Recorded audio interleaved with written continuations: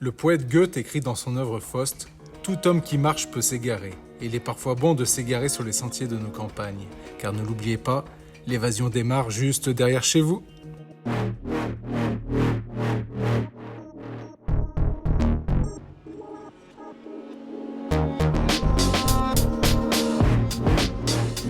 Bonjour et bienvenue pour ce nouvel épisode d'Histoire et Crapahutes.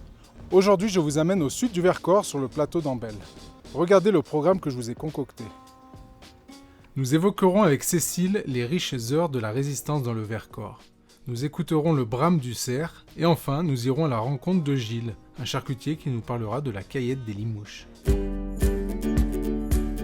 Nous aurons comme témoin local de ce parcours Dominique Guillot, un photographe amoureux du plateau d'Ambel.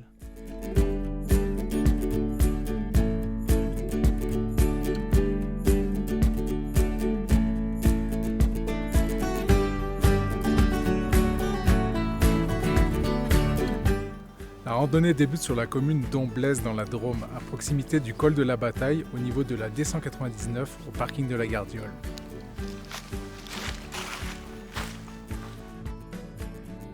C'est un sentier sans de trop grandes difficultés que nous allons suivre pour ce numéro d'Histoire et Crapahutes. Le premier tiers est une montée assez douce vers la tête de la Dame, avec un dénivelé d'un peu moins de 400 mètres. Puis nous redescendrons par palier au point de départ. Le niveau de difficulté est moyen car il y a tout de même 15 km à parcourir. Il faut compter environ 4 heures de randonnée. Le début de la randonnée se passe sur un chemin plutôt large. On se dirige vers la clairière d'Ambel. Il fait beau, on devrait avoir de bonnes conditions et avec un peu de chance, on devrait trouver quelques champignons. Allez, ça se passe par là.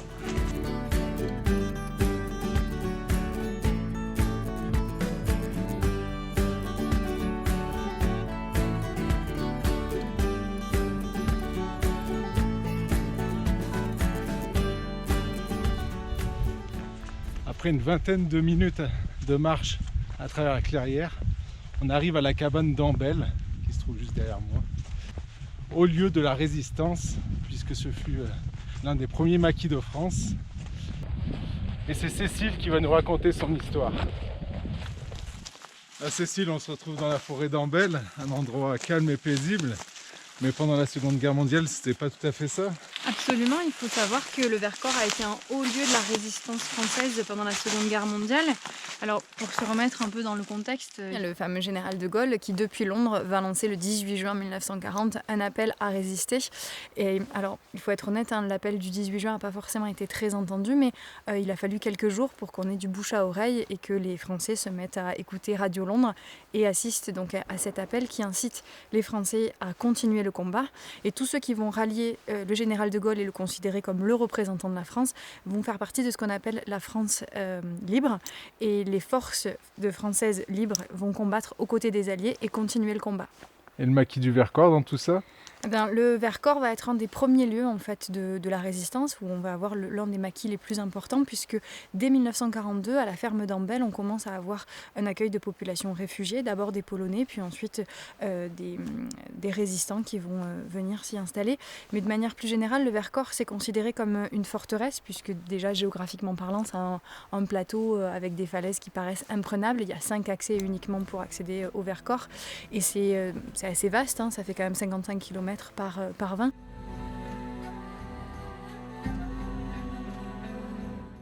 On va avoir à partir de 1942 la réflexion même autour d'un débarquement possible sur le Vercors. C'est ce qu'on appelle le plan montagnard. C'est validé par Jean Moulin. C'était un projet qui était porté notamment par M. Dallos et M. Prévost. C'est un projet qui ne va pas voir le jour, mais par contre qui va beaucoup occuper les Allemands. Et ça va permettre de faire diversion pendant que les Alliés préparent le débarquement en Normandie. Débarquement qui va arriver en 1944, le 6 juin, le fameux jour le plus long. Et ça, c'est quelque chose qui est important aussi dans l'histoire, puisque grâce au débarquement de Normandie, on sent naître en France un enthousiasme renouvelé, on sent que la victoire est proche et du coup il y a beaucoup de gens qui vont rallier le maquis et notamment dans le Vercors on passe de 300 combattants à 4000.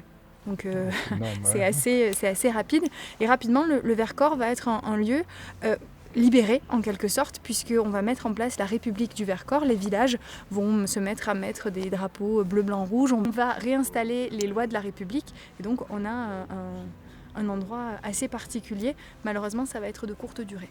Et quel fut le rôle de la ferme d'Ambel dans tout ça?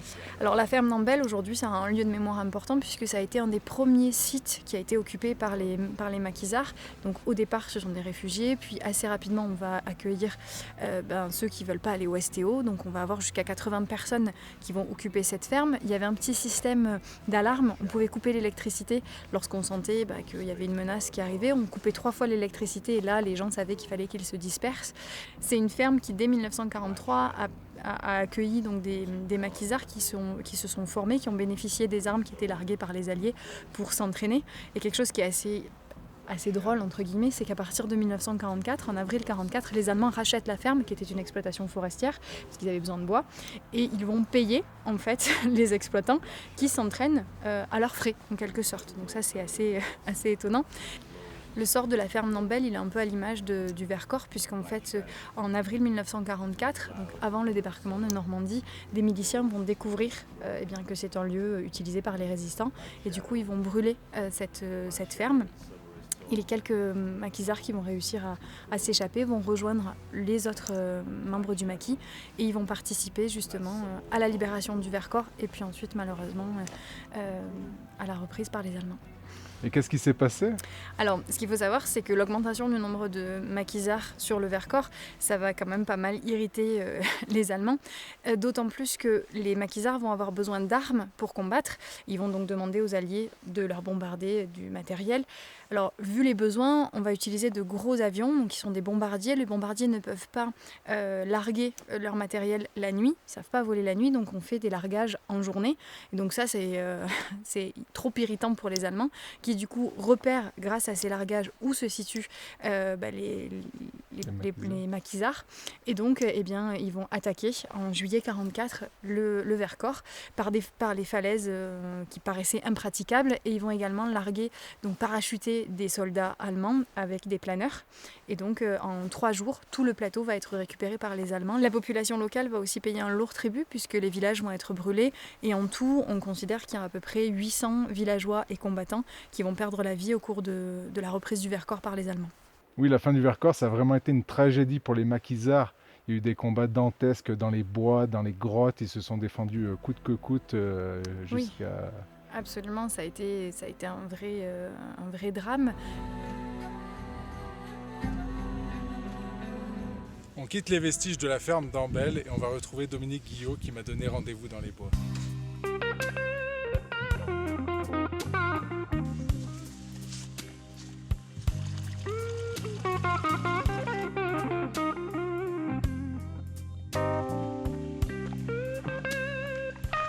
Salut Dominique. Bonjour. Merci de nous accompagner sur ce tour du plateau d'Ambel. Avec plaisir, bienvenue. Dominique, tu es originaire de la Drôme? Oui, donc j'habite à Château-Double. Je suis photographe de paysages dans la région. Donc le Vercors, toi, c'est ton terrain de jeu? Un peu, oui. Le Vercors, des fois un peu plus loin, si j'ai le temps, mais je passe beaucoup de temps à photographier les paysages du Vercors, oui. Et toi, qu'est-ce que tu aimes dans la photo de paysage? C'est la photo qui m'a amené à randonner, en fait, et pas l'inverse, comme certains. Et moi, ce qui me plaît, c'est plus le fait de me retrouver seul au milieu de grands espaces, et d'essayer de trouver une lumière, une belle lumière au lever du soleil ou au coucher du soleil, et d'arriver à lui donner ma vision du moment et à sublimer la nature. Et c'est quelle période que tu préfères photographier? Je suis quand même assez fan de l'hiver et de la neige qui donne quand même des lumières un peu hors du temps. Et voilà, l'hiver, ça reste mon top en termes de photos.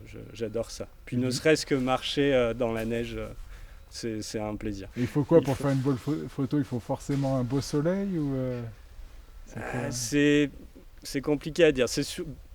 C'est dans un premier temps être au bon moment, au bon endroit.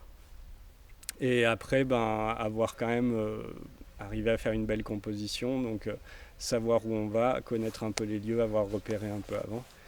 Et arriver à faire une composition qui marche, quoi. Avec une lumière, idéalement une très belle lumière, donc plutôt le soir ou le matin.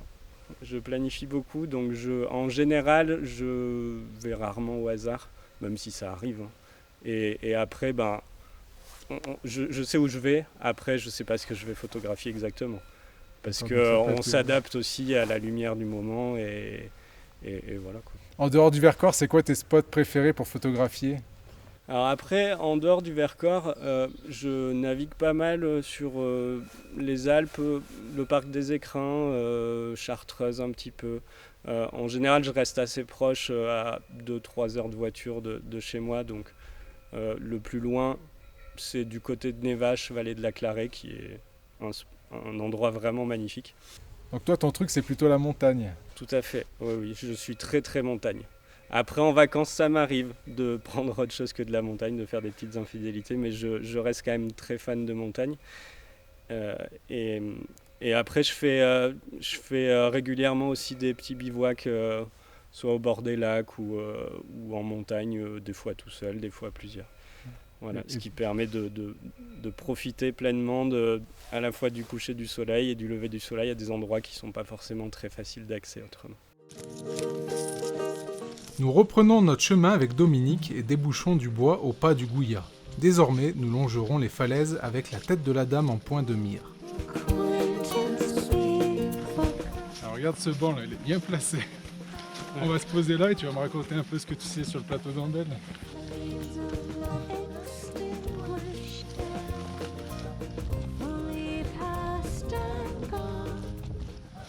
On a une belle vue sur le plateau d'Ambel.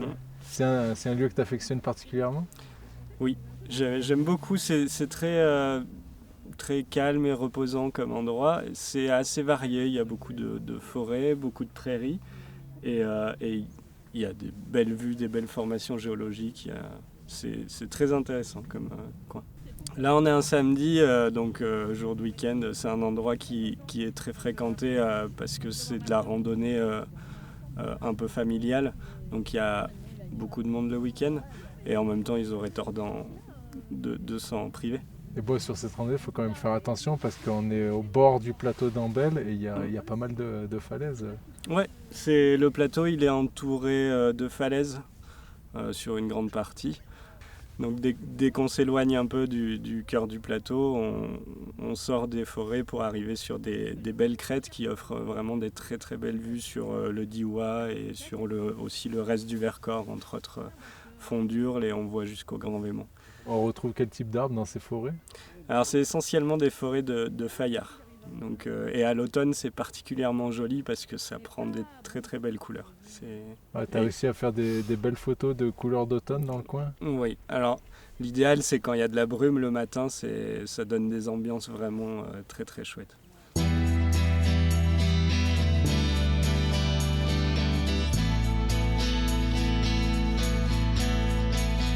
Il faut savoir que le plateau d'Ambel, qui se situe au cœur du parc régional naturel du Vercors, est un espace sensible naturel protégé. Oui, c'est ce que j'ai vu là, dans les années 50. En fait, il y a le département de la Drôme qui a racheté donc, toute cette zone pour la protéger, pour protéger la faune, la flore. Et d'ailleurs, on n'a pas le droit de ramasser de fleurs sur le plateau d'Ambel. Non, c'est interdit. Et au printemps, quel type de fleurs on arrive à trouver ? C'est littéralement recouvert de crocus et de jonquilles sur la plupart des prairies du plateau. Et on peut arriver à croiser quelques orchidées qui sont un peu plus rares pour le coup, mais très jolies.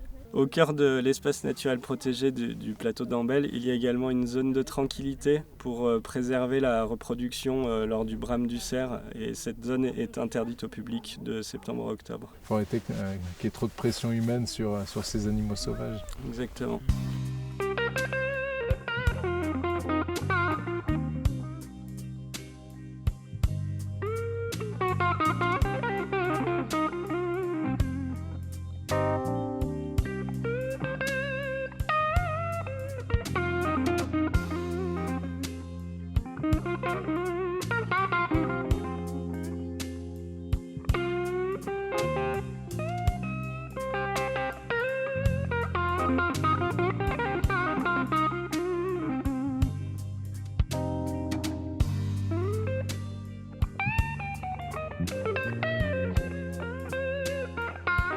Après 1h30 de marche, on s'éloigne un peu des falaises et on attaque la dernière difficulté vers la tête de la dame.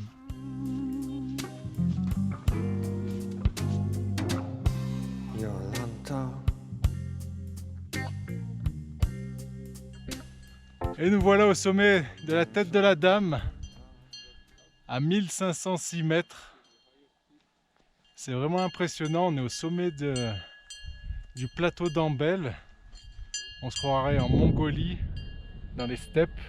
Il y a des grands espaces à perte de vue. C'est vraiment sympa, on a traversé la forêt, de la prairie, les falaises. Et là, donc le sommet, il n'est pas très marqué, mais la vue est magnifique. Yolanta.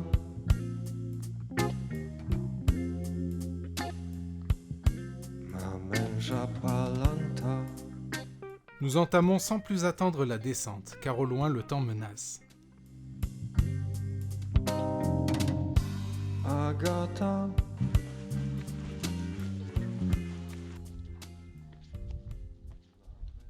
Bon, la météo se complique un petit peu. Ce matin, on est parti, il faisait super beau. Et puis petit à petit, on a les nuages qui arrivent, ce qui va un peu compliquer le reste du tournage.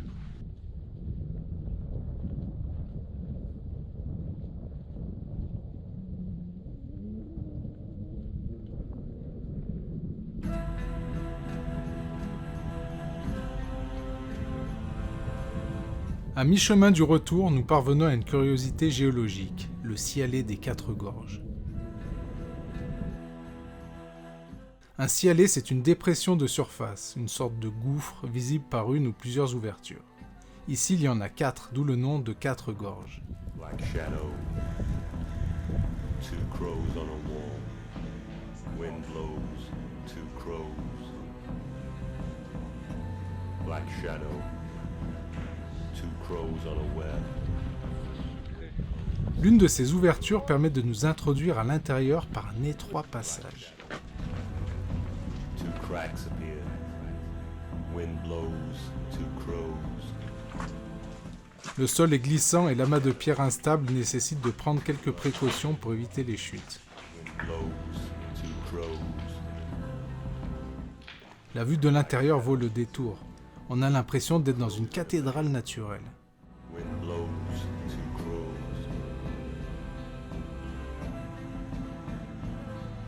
Black shadow, C'est vraiment unique, hein.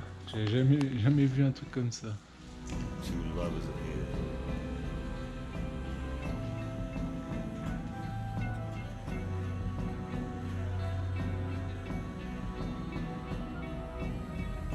Black shadow. Allez, bon retour. Bonne soirée. Et nous maintenant, on va essayer d'écouter, voire d'observer le brame du cerf. C'est dans cette direction que ça se passe.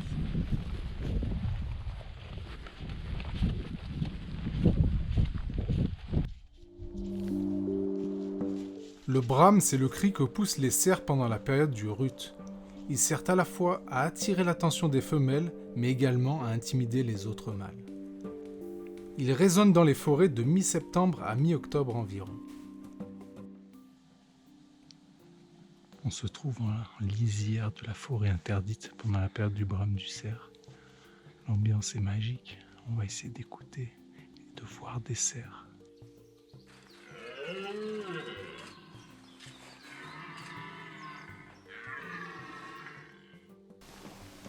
Si l'on a la chance de les apercevoir, on peut assister à de véritables combats entre cervidés de groupes différents, violents et en même temps qui ressemblent à des ballets.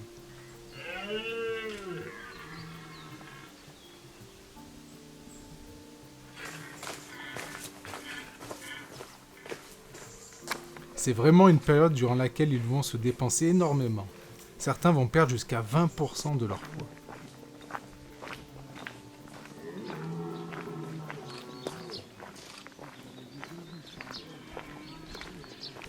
La boucle du parcours se referme au niveau de la ferme d'Ambel.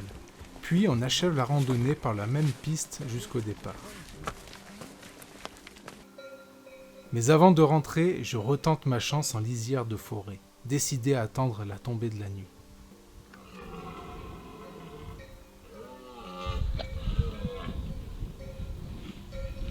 On est toujours à l'affût du brame du cerf.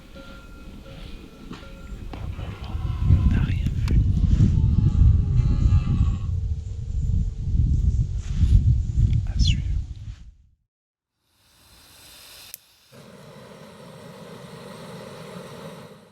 La suite, ce sera pour demain matin, puisque ce soir, on n'a pas eu beaucoup de chance pour voir le cerf. Il y avait trop de monde, trop de pression humaine sur les animaux. On a pu entendre bramer, mais malheureusement, on n'a pas pu les voir. Mais on aura une autre chance demain matin. Le lieu devrait être désert. En plus, cette nuit, j'ai placé un piège photographique pour prendre les animaux de nuit. Et on verra si on a la chance de voir des cerfs ou d'autres animaux.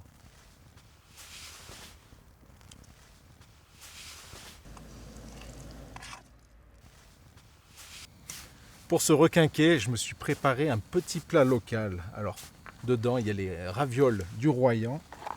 Je rajoute quelques noix de Grenoble pour le côté croustillant. Et par-dessus, je vais manger la caillette de la Drôme. Je la fais réchauffer avec mes ravioles et mes noix pour la faire tiédir. Et après, je vais me régaler. Elle a été préparée par Gilles à la charcuterie des Limouches. Et il va vous parler de sa passion.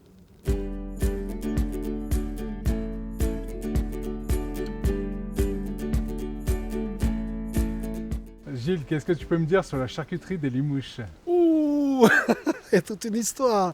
La charcuterie des Limouches, elle a une soixantaine d'années maintenant qu'elle existe. C'est mon père qui a créé cela dans les années 60, sachant qu'il avait un élevage de porcs. Et à un moment donné, il s'est dit, je vais transformer. Et le nom Limouche vient du col, où il a fait un séchoir pour faire sécher ses saucissons et en même temps un magasin. Voilà, donc ici on est installé au pied du Vercors à Château-Double, à quelques kilomètres de Chabeuil. Et ici nous fabriquons tout ce qui est donc charcuterie traditionnelle, ça va du saucisson, le jambon, le pâté, les pâtés croûtes, etc. Quand il a fait son séchoir, donc au col des Limouches, il s'est dit, vu l'emplacement, puisque c'est le col, c'est le lieu de passage, pourquoi on ne vendrait pas ? Donc c'est là qu'il a commencé à ouvrir son magasin le dimanche. Et donc moi je me souviens tout petit, on vendait nos saucissons et c'était la promenade des Valentinois, des Crétois, des gens de la région. Et aujourd'hui beaucoup de gens nous disent « Ah mais moi je montais là-haut avec mes parents et on mangeait un sandwich ». Et c'est ce qui a fait le nom et la renommée de la charcuterie des Limouches en fait. Et puis on a été aussi aidé par, on a eu le Tour de France. On a eu des courses de côte avec des gens comme, je ne sais pas si vous avez connu, Jean-Pierre Beltoise. Voilà, donc il y avait une animation. Et qu'est-ce qui t'a donné envie de reprendre l'affaire familiale ? Alors, je dirais au début, c'était pas forcément le grand enthousiasme, mais après, je dirais, je suis un peu comme Obélix. Je suis tombé dedans quand j'étais petit, et puis finalement, j'ai aimé le métier, je me suis formé, et aujourd'hui, c'est une passion. Et toi, ta spécialité, qu'est-ce que c'est ? Alors, notre spécialité, c'est bien sûr la caillette. Chabeuil étant la cité de la caillette. Alors, il y a une petite guéguerre entre la Drôme et l'Ardèche, mais je ne vais pas en parler tout de suite. Mais notre spécialité, c'est la caillette, bien sûr. Et elle a quoi de particulier, ta caillette ? Alors, la caillette, dirait la confrérie, c'est un pâté à base de viande de porc et d'herbes, salade, blettes, épinards. Et en fait, il ne faut pas qu'il y ait un goût qui prédomine. Voilà. Et c'est un produit qui peut se manger froid, en entrée avec des cornichons, chaud, réchauffé avec des pommes de terre, des ravioles, des patates, des tomates, pardon. Je veux dire, toute recette est bonne à prendre pour la caillette, en fait. Et c'est quoi les différentes étapes de fabrication alors de cette caillette ? Alors, il y a d'abord la réception des matières premières, bien sûr, donc, dans lesquelles on va mettre du gras et du maigre de porc, nos fameuses herbes, blettes, épinards, notre assaisonnement, donc ça je ne peux pas rentrer dans les détails. C'est ton petit secret, ça ? C'est le secret de chaque fabricant en fait. C'est ce qui fait la différence. C'est ce qui fait la différence, la différence entre chaque fabricant. Et puis ensuite ça va être moulé à la main, donc dans une crépine, dans une coiffe, et cuit au four à environ 180 degrés pendant 2 heures, 2 heures et demie, et ensuite refroidi et conditionné.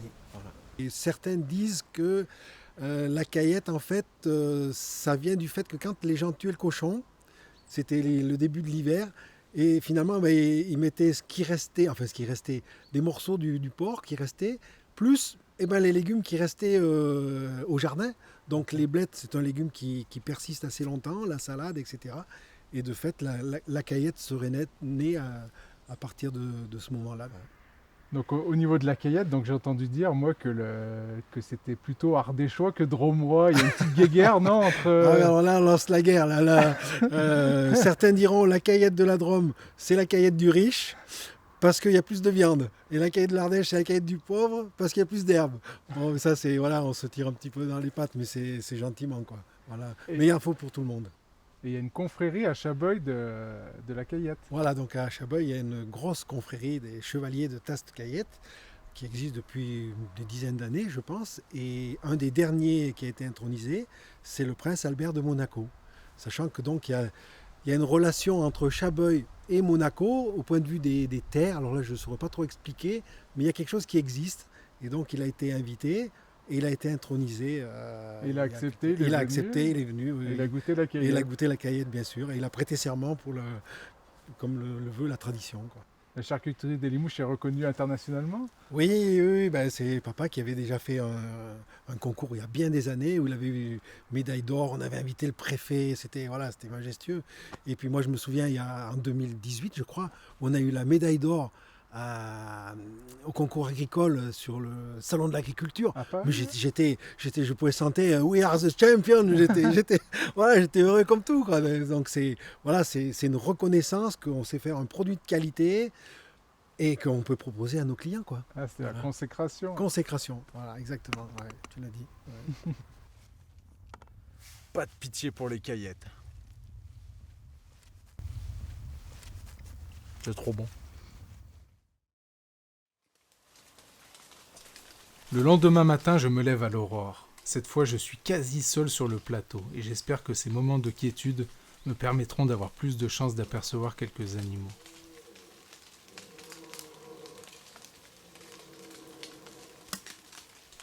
Au loin, le brame se fait entendre. Mais les cerfs ne se montreront pas plus que la veille. Nous devrons nous contenter des images nocturnes de notre piège photographique. Un renard s'approche timidement de moi.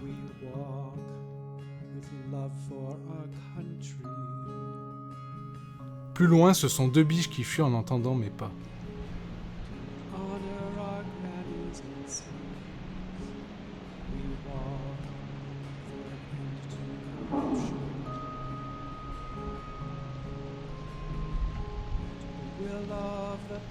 C'est en quittant les lieux que j'aperçois également deux chamois qui progressent paisiblement sur les falaises.